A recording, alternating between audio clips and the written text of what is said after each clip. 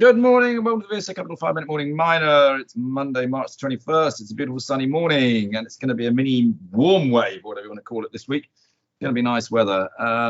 Paul, good morning. How are you? How was your weekend? I am well. The weekend was fine. Thank you very much. Good.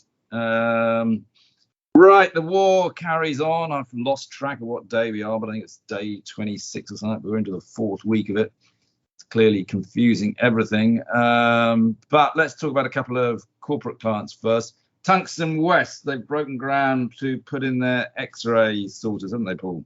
Yes, they have. That they had announced today that Tungsten West, the London quoted tungsten tin mine redeveloper in the Devon County here in the UK, have broken ground in order to install the ore sorters for the Hemerden mine restart. Ore sorting is anticipated to be the crucial change for the processing steps at Hemerden in order to make the mine itself more profitable than it was the last time it was operating. So it's good to see that they've got this underway. They are working according to schedule as well, given their IPO statements that they had made some months back now. So we wish them well on that.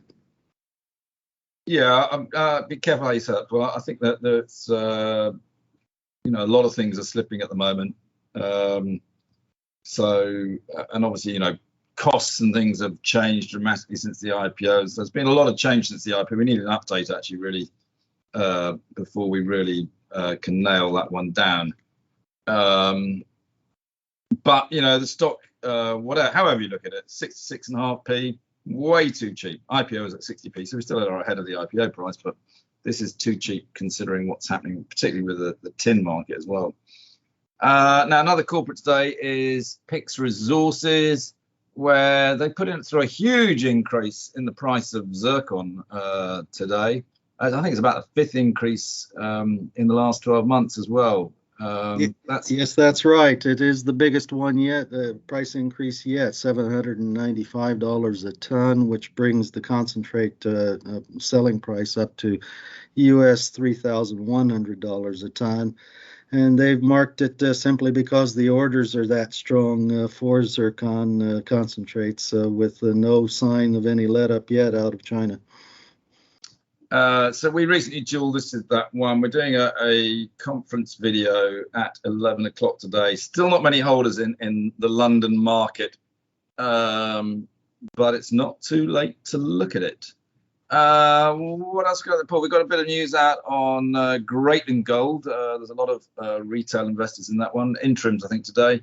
Anything you want to say there? Yeah, simply to say that Greatland has raised a significant amount of money for exploration work outside of its Havern project here for this coming year. They raised over 11 million during the last interim period. So they have an active exploration program which is covering some other activities besides all the news which otherwise gets covered on their Newcrest joint venture there with the Havern project.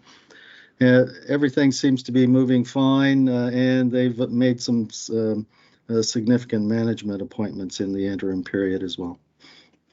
Actually, talking of management appointments on Tungsten West, James McFarland has been appointed as the managing director of Tungsten West. Good guy, James. Done a lot of work down there in west of Devon and Cornwall. He's highly respected. Okay, what else you got, Paul? Anything else?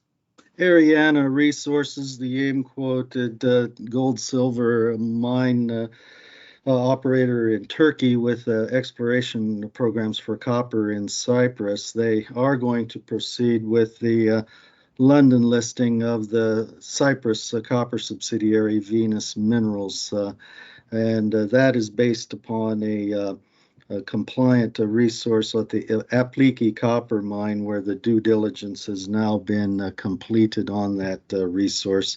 Pretty small one, really, 17 million tons. That grades better than 0.45% copper. but there is in the acquisition deal a small existing SXEW plant. So it does have the opportunity to get some early cash flow going by getting Venus up and running. So we wish them good luck on that. Yeah, we had a good look at Venus, didn't we? I mean, it's a as you said, it's a good little project.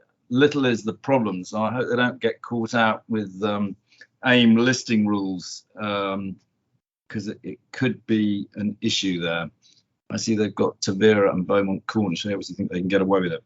It's also worth finally saying, obviously, we're still in shock on Atlantic Lithium and the sudden death of Vincent Mascola. But they have appointed, haven't they, Paul, a new interim CEO who was their chief operating officer, Mr. Len Coif, and he's also joining the board. So good luck to him. Yes, that's right. Okay, let's call it a day there, Paul. That's pretty enough. We'll speak again tomorrow. Thanks. See you then.